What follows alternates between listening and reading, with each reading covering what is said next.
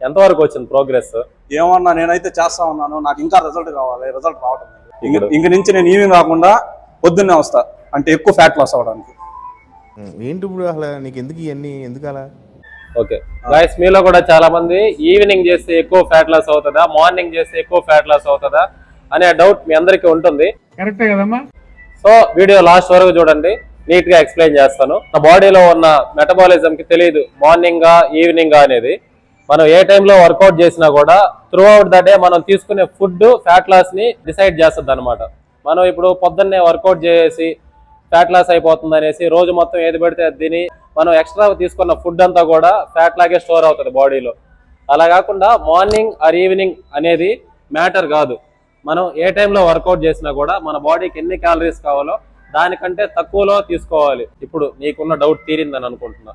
ఇప్పుడు చెప్పు, ఏం అర్థమైంది నీకు? తీరింది.